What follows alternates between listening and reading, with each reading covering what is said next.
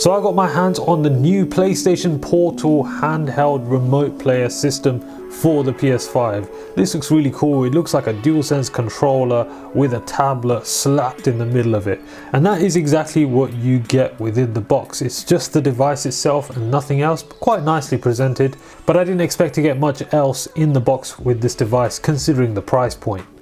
I got it all set up and updated, which took a little while, but once it was set up, we have the menu screen and we also have this really cool animation and menu when you're connecting it to your PlayStation console.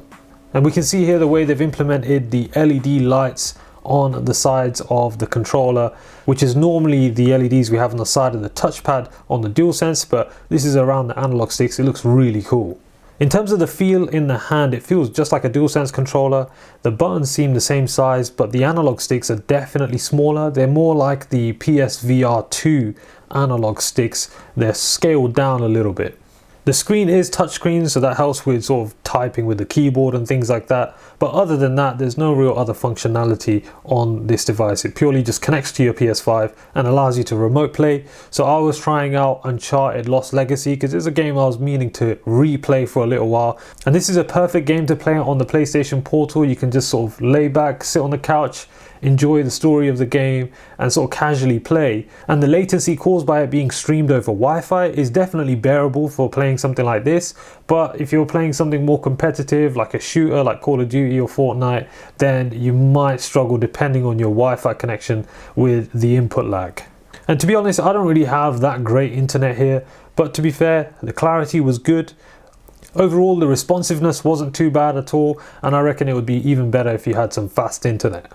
The controls themselves have all of the features that the DualSense does, like the adaptive triggers, the haptics, and that all feels good. I think the only major difference really is the analog sticks, and the touchpad will be interacted with on the touch screen, the bottom corners of the touch screen. So that's how they've sort of replaced the touchpad here. In terms of inputs, we've got a Type-C connector at the bottom and a 3.5mm headphone jack.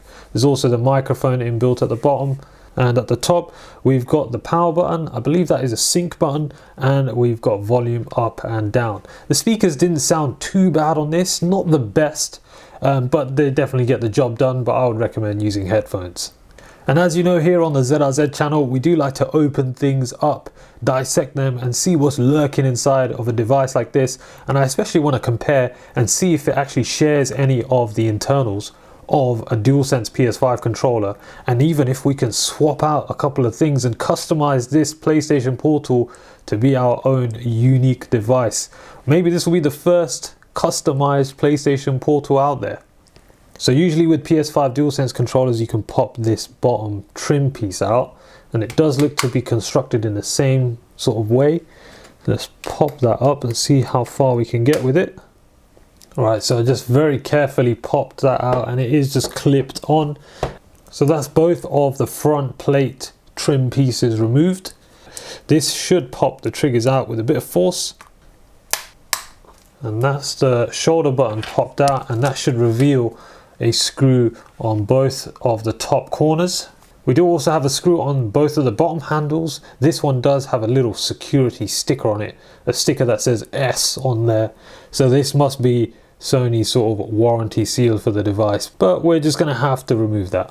And then let's remove these screws at the front.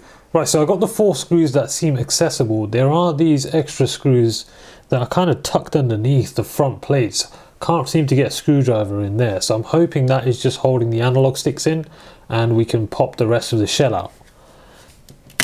So I'm just starting to pry from the bottom here. It does feel like there's something sort of adhesive holding some of it in, but this looks like it's working.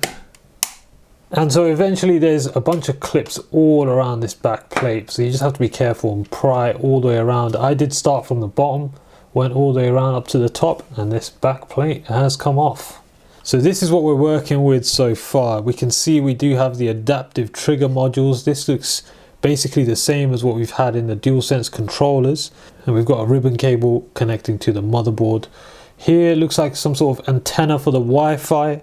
Then we've got the haptic vibration motors here as well, and again these look the same as what we have on the DualSense controllers. There's a bunch more screws here at the bottom. I'm going to take them out. Let's see if we can dig any further. Now with a bit of persuasion, the front white face plates will pop off. So it just seems to have a couple clips, one at the top, one at the bottom. So we'll have to pry this up with a little bit of force from the top, and there we go. That's how you pop out the front shells. And now we can actually access the buttons on the front of the device.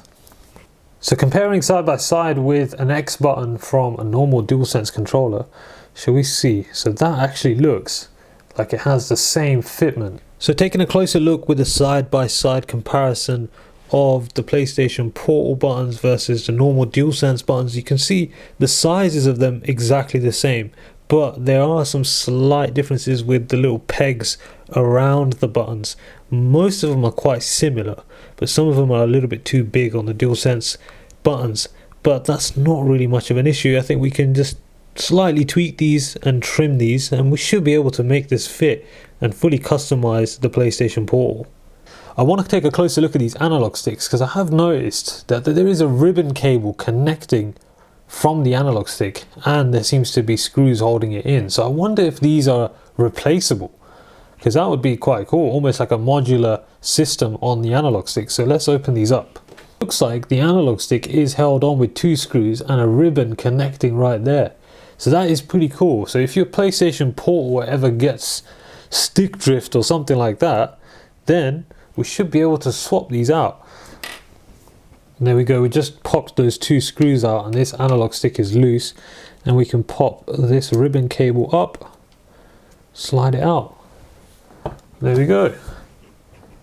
Now I think at this point I don't think I can dig any further into the internals of the PlayStation Portal, because on the back here we can see the back of screws which almost look like they're behind the tablet section of this device. So maybe you have to remove the glass or something like that. Maybe there's something I'm missing, but I don't think I can dig any further without risking damaging this thing. So I'm going to get everything back together and make some small tweaks and changes to make this PlayStation Portal console look way cooler.